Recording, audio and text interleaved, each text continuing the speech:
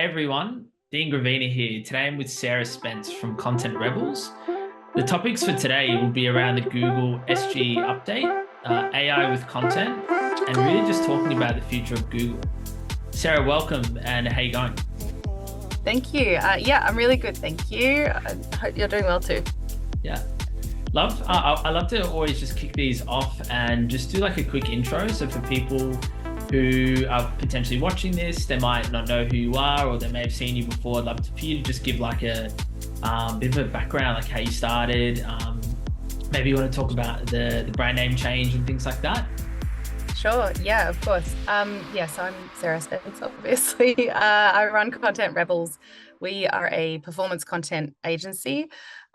We are not an SEO agency. We are not a socials agency. We're not a paid agency. We are kind of all of that wrapped into one with a really strategically led vision, really helping our clients actually understand what kind of content they need to create, and therefore all the stuff they don't need to create, and then helping them actually create that from scratch. So yeah, I started this business almost 10 years ago now. It was kind of the reason for it was that I didn't want to go back to a corporate marketing career after I'd had my first kid. So I started doing some freelance copywriting, which I'd kind of done a bit of before. And it just really grew and grew from there. I think primarily because, perhaps a bit like you, Dean, that I maybe say too much sometimes, and in a good way. And I would have clients, even small businesses coming to me saying, "Hey, can you write us 10 blogs on Mm. X, Y, and Z?" And I'd be like, "But why? Mm. What is that going to get you by giving me that budget? Like, actually, why don't we spend, an hour sitting down and looking at some of the data and working out what are your audience actually searching for on Google? What are they looking at on socials? Like, what content should you actually create? Because chances are you're great at running your small business, but do you really understand what your audience are doing online?" And so that strategic element of what we do has kind of been there from the beginning. And that's, I think, a big part of why we grew. Yeah. And of course, now we're into the days of generative AI and Google and all that comes with that.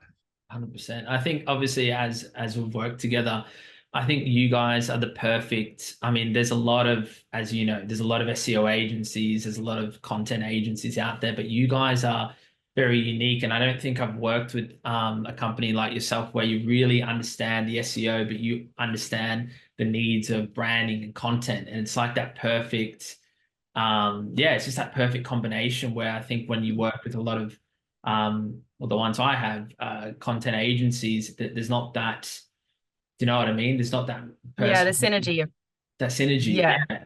hmm Awesome. Yeah, I think that's largely driven by the fact our team's made up of um, a good rack of either ex-journos Mhm. or kind of ex-corporate marketers. Mhm. So we all really understand brand and the need for, brand cohesion and also the concerns of the typical, CMO, marketing managers, etc.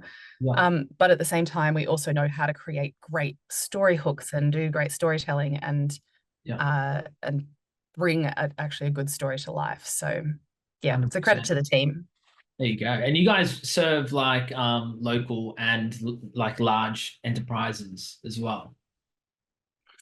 Yeah, indeed. It's funny, actually. I did an analysis of our of all of our existing clients a couple of weeks ago, and I realized that actually where we play, we've never really said it this way before, but where we play is definitely in the disruptor brand space. So, Okay. and in the kind of almost the what's it called when you're kind of the black sheep, you're kind of trying to cut through, whether Yeah. that's in the B2B or B2C space. So yeah, we work with large enterprises. We work with established disruptor B2C brands. We've worked with a number of scale ups as well, and Yeah. then also the disruptor B2B brands as well. Amazing. I guess, yeah, and all that's really relevant to our conversation today because I feel like you'd be the perfect person to give an insight on some of this, how, and we'll touch on this in a sec, how content's changing, right? With all these different brands that you're working with. I mean, I've got one lens from an SEO side, but you've really got the content lens and the expectations from clients and what people want to see. I guess the topic really is about Google SGE. So maybe I know you know a little bit about it and you posted a lot more than me. I don't actually know everything about it as it's still in its early Neither do I. stage. But yeah, maybe the first question could be really what is it and what do we think Google is really trying to achieve Sure, with this SGE update? it's changed. Yeah. Yeah. So look, I'd say from my perspective, and I'm not a developer and I'm not a full-blown expert in this in any means, but I've done a lot of research to find out what actually is it in terms that we can all understand. Hmm. Because Google are really good at putting out announcements to their developer network and making it really kind of tech focused. And it's like, no, actually, what about the human impact of this? And for me, SGE stands for Search Generative Experience, which is really disappointing they didn't put their branding team onto that to come up with a better name. It's now, as of last week, been or an element of it, or kind of an overbrand, I guess, of it is now called AI Overviews. Okay. Um, I've also seen it referred to as just the new Google or the new AI powered search functionality, whatever you want to call it. Hmm. Uh, Realistically, what it is it's a new element of the search experience that is rolling out. It's come out now to everybody in the States as of last week, and it'll be rolling out to other countries over the course of this year. And the easiest way to think about it is if you've had anything to do with ChatGPT, even a little bit of a play around in it, or any other generative AI tool kind of in the last 18 months, is what Google will become is you will type in a question to Google and it will give you an answer like ChatGPT or other platforms do, as opposed to what it currently does for us, which is to give you a list of results to choose from. Hmm. So those results will still be there. They'll just be further down the page, Hmm. but it's going to effectively tell you a response to your question or your query that you've typed in or voiced in or videoed in. So there's also going to be video search, which I think is really cool. So you can I don't like our blender broke the other day. I could potentially take a video of the inside of our blender and be like, how do I fix this? And it will scan that video as the search and try and find relevant answers, which I think is pretty awesome. So when you put something in, it's then going to tell you an answer based on all the information on the internet effectively. And there's obviously some big issues with that, because how can it completely know what is trustworthy and what is actually, expert led content and all the rest? And it is going to also fundamentally change the way that we as humans search for information. Yeah. From my perspective, though, this isn't Google trying to do something different or compete with ChatGPT. Okay. That's one element of it, but it's really just an evolution, a very clear and aligned evolution of what they've been doing since they very first launched, which is all about trying to connect humans to the best information based on their query that they possibly can. And this is a really great way to do it, because if you ask a question like, hey, we've got a date night on Friday night, where should we go? Two adults, whatever we like, live music, etc. It's going to be incredible, because it's just going to give you, it's going to tell you what you should do, and it can take all the thinking out of it for us, Yeah, I which mean, is very I wanted to say something in relation to that because I didn't really have this part planned, but the way I'm even searching now, Mhm. it has completely changed since the way I was probably searching 5 years ago. I found Yeah. myself looking for something to do last weekend, and we've got a 1-year-old, and the thing is, I didn't go to Google. I went to TikTok to search things to do, and the video experience, that quick, just give me something to do, give me the answer, give it now, is I think people are wanting more of that experience now, like an instant experience, a Yep. quick answer, a quick resolution. And I think that's where really this is all coming from, isn't it? Because in actual fact, it's not Yeah. just a random update that's happened. It's like people are changing. People are wanting things differently now. They're wanting it in a like in a direct format. They want it in a video. They want to see. They want to know now. So, Mm. I mean, what's your opinion on that? Like, and just taking like maybe a bird's eye view of like let's consider like Instagram search now and TikTok like as a search engine. Like I don't know what your thoughts Yeah. are. No, no, gosh, you could have me talking on this topic for the whole day. So to take that bird's eye view, I like to look at how humans have always looked for information, right? And go back way pre-internet, pre-computers even, people would look in books. So you would think, okay, I want to know about how sneakers are made or something, and or how shoes are made or something like that. And you would either go and talk to someone who is an expert, or you would find a book about it and you would read about it. And then the internet came along, and or not before even that, then there was like CD-ROMs, and you could get like Encyclopedia Britannica on a CD-ROM. And that changed how people looked for information because it became more accessible. Then the internet came and you had like Ask Jeeves and whatever else, and you could type in a question. And that was incredible. And it was really, Ask Jeeves was quite ahead of its time. And then it really, it in the name, it positioned itself as ask me something, like Yeah, ask me a question, phrase it as a question.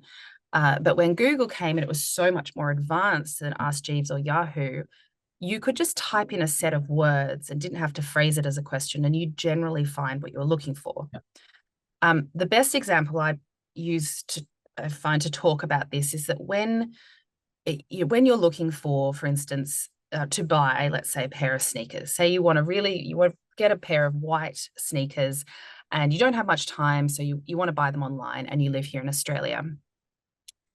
Us as humans, we're not even aware of how we search has evolved.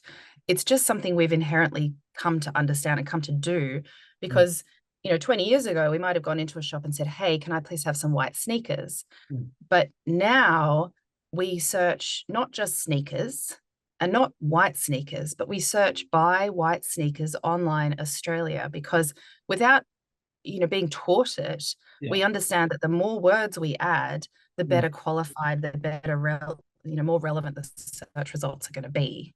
yeah, And yeah, what we've seen, even though Google hasn't quite kept up with that so much, but this rise of voice search mm, over the years is that, more and more people are asking questions, and they want to interact verbally, and they want to phrase things as questions, and they want to your point, absolutely get the information that is just most relevant to them. None of us have enough time to sift through which are going to be the best results, or, oh, go away paid ads. I just want to find, a mm, plumber that's actually decent near me, or whatever it is. yeah, Um, this is then this evolution that's partially been pushed forward by humans, mm, just finding inherently, we are that species finding better ways to do things, mhm, and also being activated by the fact that we have these channels and platforms available to us to put that influence on. So Google will have seen this, changing way in which we search as humans happening over the past 20 years, and is then giving us now this platform that further satisfies our innate curiosity in a way that we want to access yeah, it. Does that gotcha. make any Yeah, sense? that makes 100%. Yeah, no, and I mean, we are sort of complicated beings, right? Like we're very complicated beings, and I think what you said was a complicated answer to a complicated situation. So I mean, it Yeah. suits, right? So going from there, I think the thing that's playing up in my mind really is, and this sort of goes on to the next part, really, we've got, we're using AI to generate Mm. content, and then Google's picking up AI and then rehashing that in AI. So I feel like what Yeah. I don't know how to phrase this, but I feel like we're trying to make a better experience for ourselves, but because this AI thing is really just overriding everything that we're doing, we're writing articles using AI. Now, then Google's taking that content and then respinning it in its own AI way. How do you feel about like this sort of everything being AI and I don't know how to put this as well. Like, are we taking away the originality out of things by over relying? on AI, or what, like just your general Yeah. feelings? Like, how do you sort of feel about all of that? Because for me, it's just really complicated now. Yeah, like I said, I'm repeating myself, but AI, No, no. for an AI bot to take it, and then we look at it and Yeah. well, what is it? It doesn't feel, Well, it might this not is, feel as real. Yeah.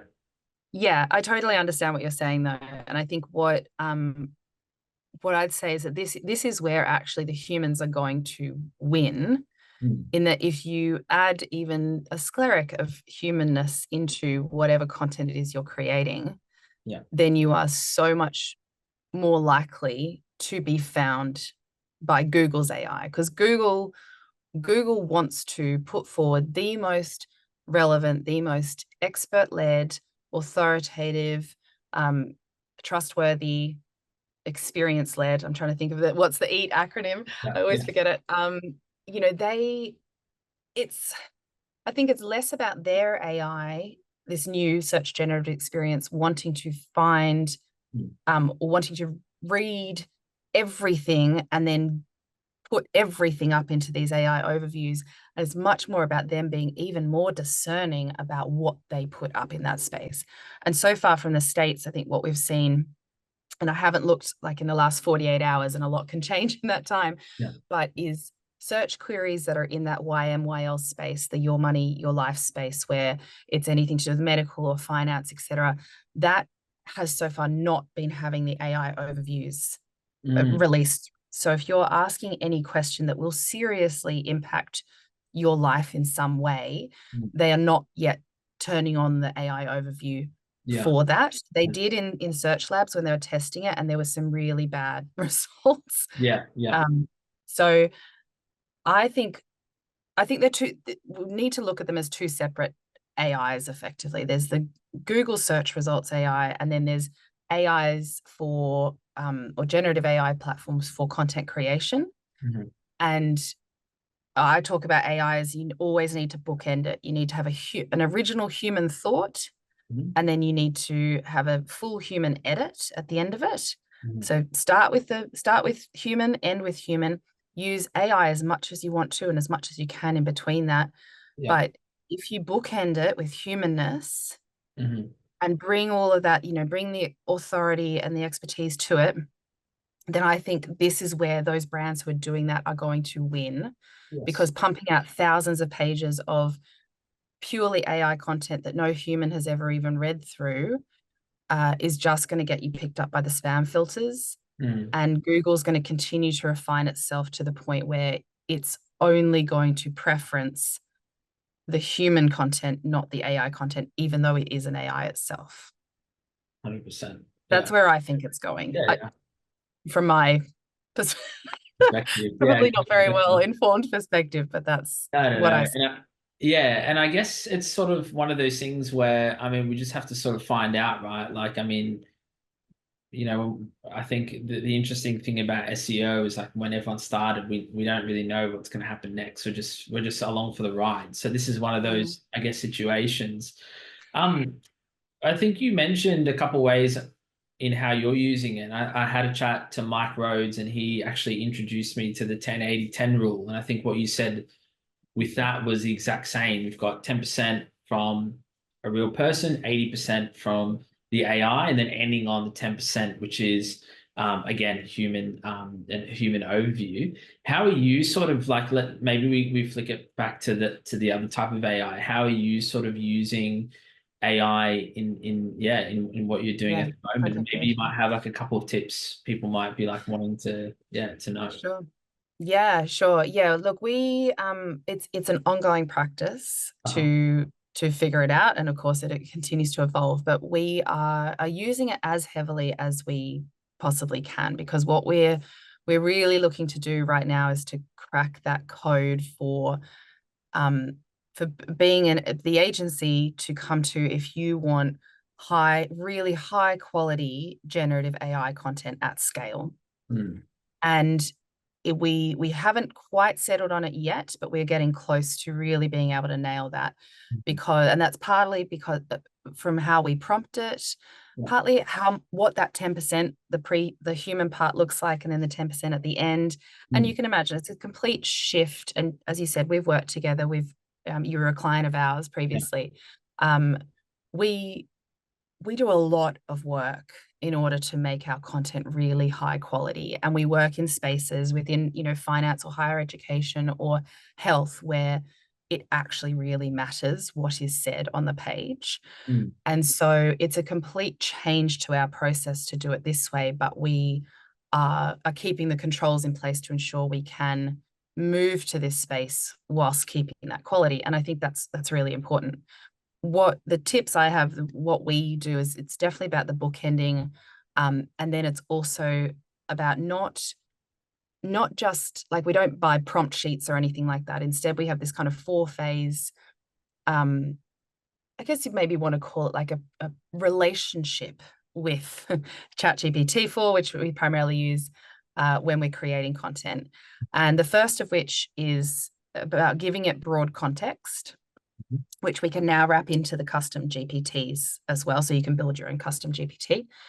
That's giving it all the information about the brand and the tone of voice and the style and the audience and all of that kind of strategic knowledge. Then for each individual piece you're creating, you want to give it some specific context. So for this thing that you want it to create, what is most relevant here? What interview have you done with a human, and the transcript you can provide, or which desktop research have you done, and what specific parts of those 5 website pages do we want it to consider?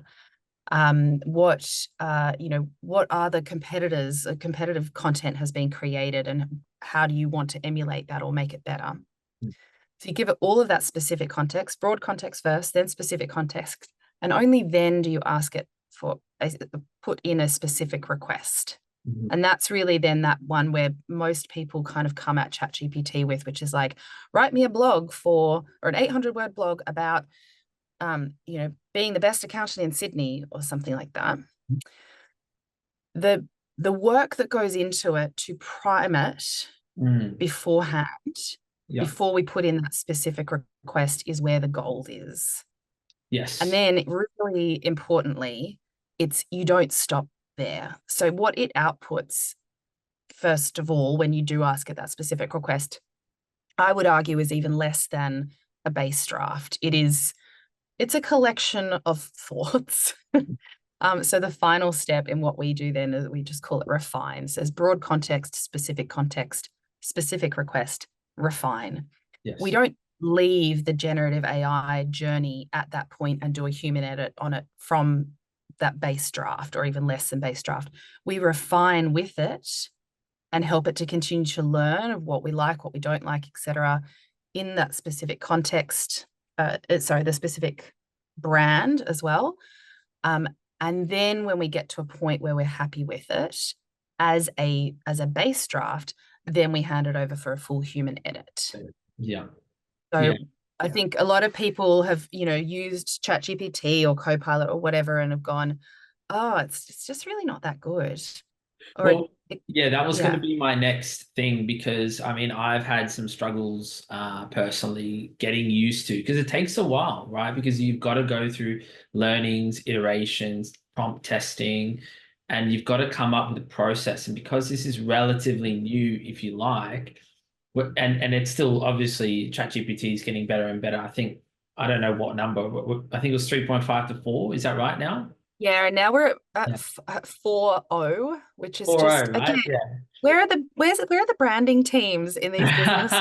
Just don't know. Yeah, But but now I think that the whole point is with that is people need to trust in the process. What you're getting now as a part of AI content is getting better, and firstly, it's going to become one of those things where, like you say before, it's like you've got to have the 10 and the 10 at the start, 10 at the end, 10%, because people think like, oh, why do I need a content writer now? Why do I need an SEO strategist? I'll just go in ChatGPT and type in, write me XYZ for XYZ, right? And that's why when anyone says AI content, it's got already like that bad name to it, because people who obviously don't know what they're doing are going in, getting a result, be like, hey, this is absolutely not what I need. And anyone who's probably using that is like, doesn't know what they're doing or isn't a professional copywriter. So I think Yeah, for me, I picked up a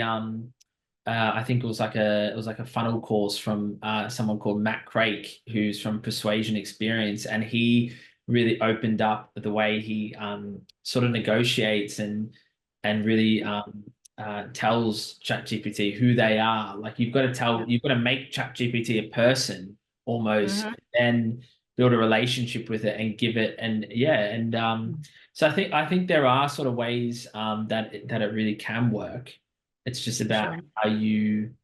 um how you sort of go about it. Yeah. And Yeah. that's, yeah, our kind of, we've got three levels of content creation that are Yeah. available to our clients. That we've got fully human, mostly human, and human AI plus. And I was asked the other day, actually, when was the last time we quoted a fully human quote? It's been months and months, because to be honest, yeah, you don't need a content writer anymore.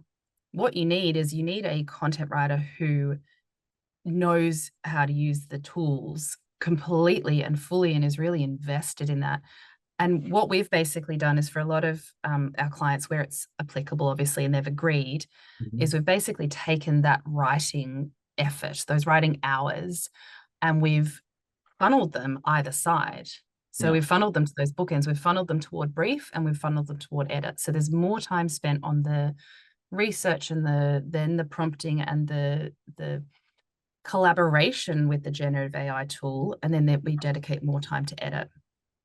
And it's so far proving to be really beneficial. Official, yeah. My next question was going to be sort of, I guess, the future, like the direction of where we're going. What do you feel that clients are asking more for? And I think you've sort of mentioned it, but are clients sort of now wanting more scalability with content to see results, or where do you think it's going to go? Is it going to go back to like, hey, we want one good human written piece and it's just going to be the most amazing piece, or are people wanting the other side? I'm having these sorts of conversations with a lot of high-end brands now and just trying to see what side they're on. I'm really interested in your perspective. Is it they want like a journo article, which is like amazing, or do they want scalability for Google and results? Like, what are you finding? What is interesting, what we're finding, and I think the economic situation also plays into this too, right? But what we're definitely finding is that clients are just, they're after strategic, purposeful performance. Hmm. And they've got budget, but they want to stop spinning the wheels. They want to stop just spending for spending's sake and spending without knowing that there's longevity to where they're spending their budget. Mhm. And because so many people, they cut back on organic strategies, on SEO strategies towards the back end of last year, economic instability, uncertainty, and everything. But as a result, they had to increase their paid spend. And paid's great as a short-term measure, but if you're not investing in those long-term growth strategies, then you're a bit stuffed. Yeah. And so many SEO companies will come in, they've all got great sales teams, and they'll be like, oh, we can get you to the number one spot for all of these things. It's like, great. But then for how long does that actually genuinely hold Hmm. if you don't have this strategy behind it Mhm. to position your website and your brand as a thought leader in Google's eyes and in humans' eyes Mhm. for that particular topic? Mhm. Because unless it kind of these days, I feel like head term SEO, like really getting to the number one spot for the core term, and high volumes, high competition, etc. It's almost like paid, because Mhm. you spend a lot of money on it, and you then after a couple of months start to see results. But if you stop spending the money, Mhm. they'll fall away. Whereas Mhm. SEO, and the way Google has always said to do SEO, is by looking first at how can you provide valuable, insightful information to your audience. Focus there. That's where Mhm. you're going to see long-term growth and sustainable growth. Yeah. And I'm loving the fact that more and more we're getting clients who are like, look, we have budget, but we want to know that it's actually going to go on something that's going to work long term. And that's where we really come into it. We don't and can't compete with all those SEO bros who promise quick results because we don't do all the black hat stuff that many of them do. Yeah. Our stuff takes a lot longer to really see traction.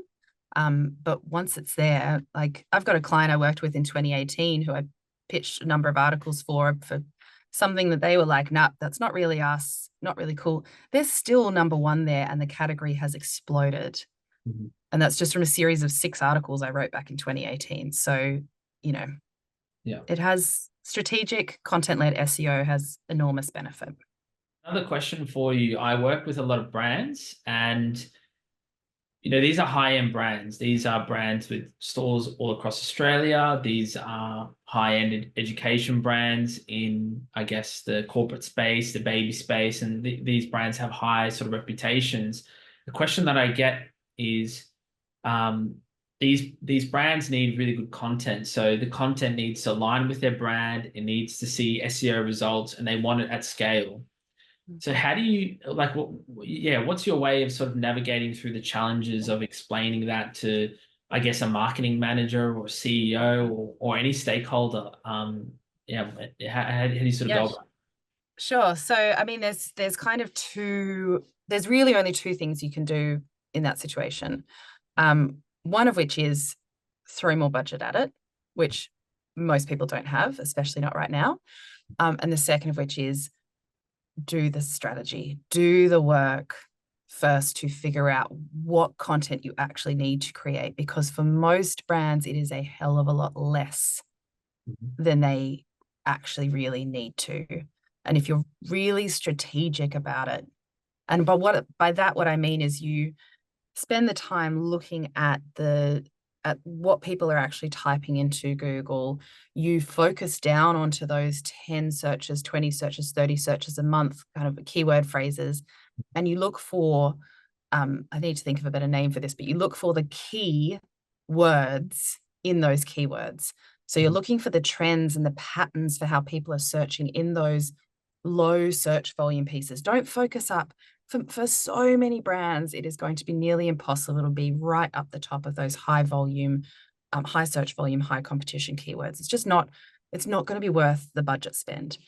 But if you can focus on, let's say, a bank of 40 or 50 articles that you execute over the space of a year, for instance, that are all focused on all of those long tail queries that people are searching for and all of the trends and the patterns in the way that people search about not just your products, but also about the topics that you want to be known for and that you can actually be a thought leader in. Like, don't be a plumber and, pretend that you want to really be a thought leader in, I don't know, building construction, for instance, because you may be able to rank for some of that, but not forever, because Google's going to work out, hang on, you're not actually a builder, you're a plumber. Mhm. So all of that content's just going to fall in the rankings. So work out what topics you want to be known for, where you can actually be a thought leader, be an expert, provide valuable advice. Then look at how people are searching for those. And that's really where you need to focus. Yeah. And building then cluster groups and a whole bunch of waterfall strategy, content strategy methodologies and all sorts of things. But you might find for whichever brand or education set you're in or wherever you are, that bank of content maybe is quite small because maybe the search opportunity just isn't there. And Mm. that's okay too. Yeah. Do the work to figure out, well, actually, are our audience searching on Google, or actually are more of them across on TikTok now searching on TikTok, or are more of them, hunting around for recommendations on LinkedIn, or are they in community Facebook groups asking for recommendations, or whichever it is, right? Mm. I think we've all become quite obsessed with needing to win everywhere Yeah. in the digital ecosystem, and it's not possible, and it's just not worth it for most brands, even the really big high-end brands. Yeah.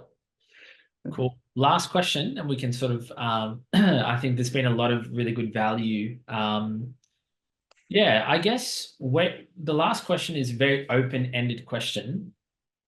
But Mm-hmm. for these, let's say catered towards more of like the sort of the high-end brands, if you like, where do you feel that content and SEO is really going in the next few years? Where is this all going? Yeah. Um, Look, I really firmly see it going in the direction of nailing that high quality content, but using generative AI, and then being able to do it at scale. So at the moment, for instance, if we found a set of keywords that someone's typing in and it's all there's kind of a trend or a pattern which could create a whole 1,000-word article or whatever, we do that. But I think where it's heading in the future is being able to create great bookended with humans content at scale for all of those individual queries. So we're creating many more articles, but at a much cheaper rate. So you do get that, the volume of content, but it's actually quality. Mm-hmm. And in order to do that, though, you need to have done the strategy to make sure you're actually creating stuff that's worth creating. Mm-hmm. And I see it becoming a lot more automated. Like I did a bunch of research and development last year, and we'll be continuing that this year into creating our own MarTech platform that really takes the strategic planning part and automates a lot of that as best as it can be, and then moves that through to creating really fantastic prompts for generative AI platforms, which then will give you that base draft for human editing. Yeah, awesome. So that's where I think it's going. It's just going to become more, it's going to become more commoditized, more automated, more AI.